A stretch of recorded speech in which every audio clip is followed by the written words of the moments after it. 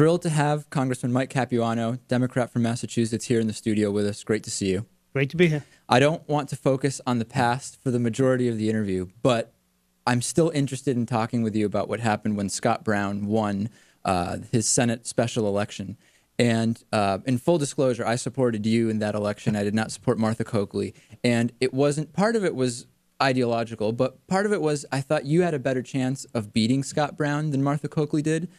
How much do you think about exactly what happened? Do you think about the narrative I'm thinking about, or do you think about it differently? A little bit of everything, but you can replay anything 1,000 times in your head, and I look back and think of the things that I did right, the things that I did wrong. In any campaign, you learn from both. Well, in terms of lessons learned, you said, I've never entered a race where I thought it wasn't worth losing if I lost. So, I mean, specifically from that race, what did you gain, or what did you learn? Well, I think I gained the ability to, a true understanding of what it takes to run statewide, what it takes to raise the kind of money that you have to raise to do that, what it takes out of your own personal life. I mean, you had to travel all over the state and know it's a small state compared to many. It's a big state when you have to travel it. And so I learned that. I also learned that there are a lot of good people out there that really care about these issues. And not as many as I'd like, obviously. But so for me, I like anything else. No one gets into a race. I shouldn't say no one. Very few people get into a race knowing and thinking that they would lose. See, I think a lot of people do. I think a lot of when they have a lot of money. I think a lot of people go in knowing they will lose the election, but like you said, maybe they're winning something else in their minds. I don't know if they're winning just ego or ego gratification. That's an incredible waste of time and other people's energy. Because when you do this, it's not just you. You're asking other people to donate. You're asking other people to give their time and to give their commitment and to believe in you. And I think if you go into it thinking, I can't win, but I have a statement to make, I think that's incredibly egotistical.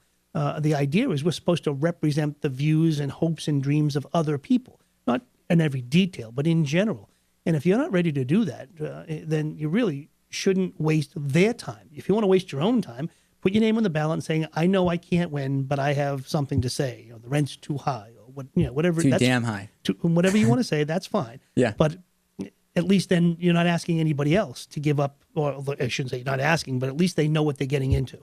Well, you mentioned it's about what other people want. And on my show, I've been talking to anybody that will listen to me about the fact that I think that increasingly the large government at the Washington, D.C. level doesn't really represent people's interests. It represents overwhelmingly corporate interest. And we've seen this. I mean, my favorite example, and my audience will be bored by this, but I'll bring it up anyway, is net neutrality, which is before the net neutrality hearings, Fred Upton from Michigan gets money from Comcast, Verizon. Yep. There's even a lobby, the NCTA, as if these companies on their own don't have enough power that will lobby for them. Imagine that. So it was we knew what the result would be, and effectively enough, Fred Upton said, I don't think we need to worry about exactly what Comcast is doing.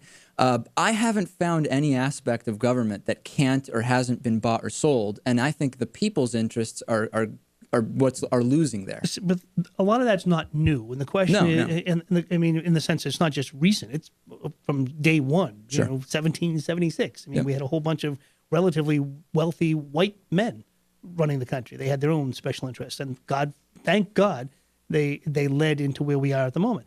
So I take it from the position that, look, we know that government is never perfect. It's not going to work the way we want it on a regular basis. The question is, how many times can we get it to work the right way? To go back, is the system best served in your sense? And I know that we can say, well, it's hard to just change the system overnight. I get that. But is the system best served by, in your case, Genzyme, Eli Lilly, Partners Healthcare, no. companies that have an interest in you voting a certain way? No, absolutely not. That's why I favor public financing. I think public financing is the only way out of it.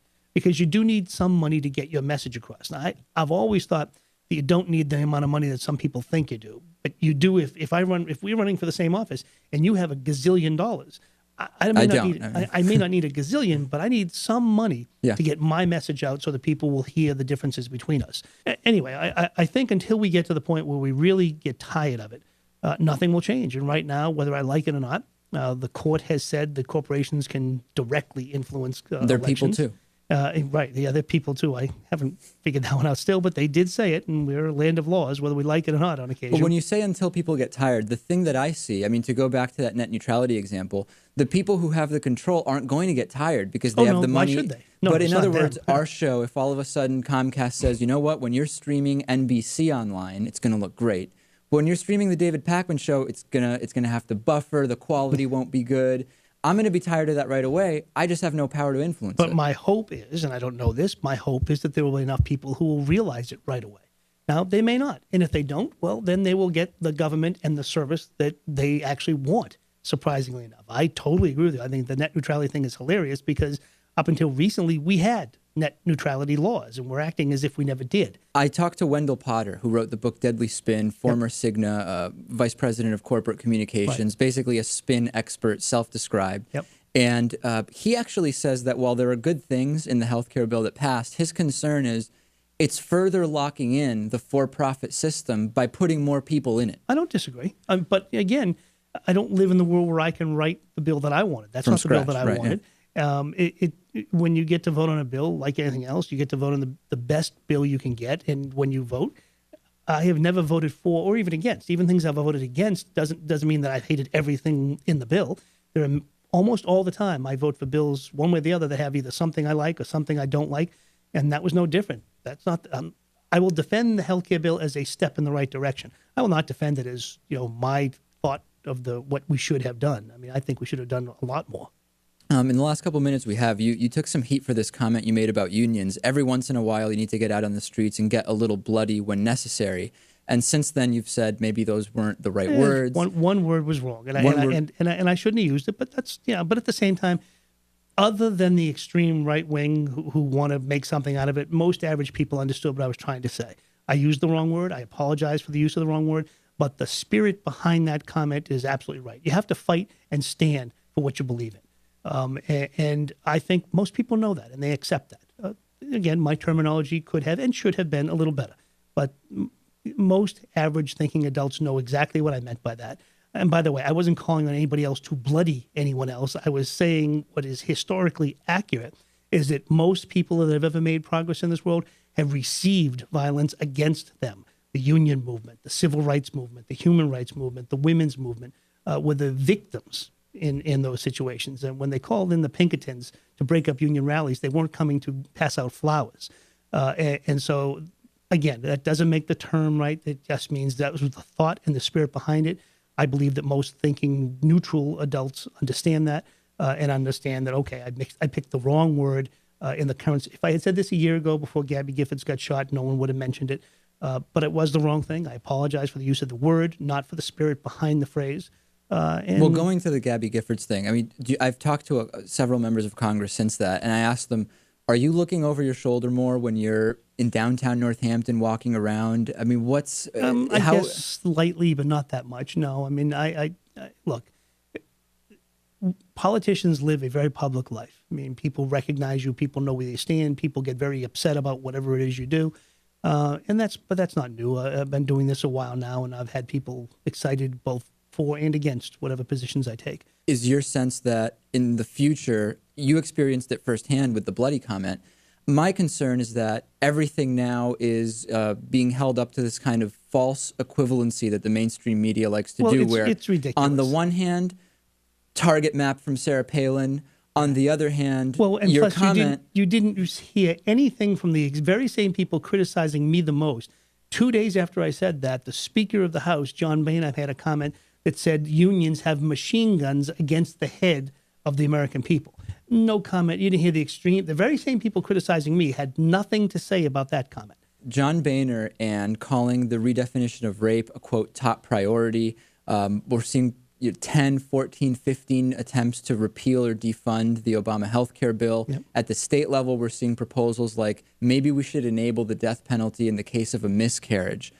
What's behind this? I asked Congressman Neal about this, and to be honest, I'm not exactly sure even still what his position on it is. What is the source of this? I don't know what the source of it is. I mean, in Congress, you have to understand, when the Republicans were in charge the last time, they love these issues that slice and dice us apart. Abortion is one of those issues that hits a very raw nerve on many, many people. I am clearly and unequivocally pro-choice, and I will stand pro-choice every day, all day. I've had, on the Planned Parenthood issue, I recently had the owner of so-called pregnancy centers in New York, a man named Chris Slattery, and I knew that his pregnancy centers weren't even licensed medical facilities. He was arguing for defunding Planned Parenthood, and I said, well, where would the people go? Because 97% of what Planned Parenthood does is not abortion-related. Right. And he said, well, they could come to my pregnancy centers. And when I questioned him about, are they licensed medical facilities, he attacked me personally. He asked if I was working for Planned Parenthood. He ended up hanging up on me. So there's a lot of misinformation, but that's literally dangerous to suggest someone go to an unlicensed facility instead of Planned Parenthood, Yeah, is it not? I don't know that one. But again, there's a lot of people that have both deep philosophical positions and have personal positions that are involved in this issue. And again, I've gotten in trouble with some of my pro-choice friends because I strongly defend the people who are pro-life to demonstrate and to express their opinion. I think that's a good thing. It is a difficult issue. Congressman Mike Capuano, Democrat from Massachusetts, thanks so much for coming in. Thanks, David. Always a pleasure.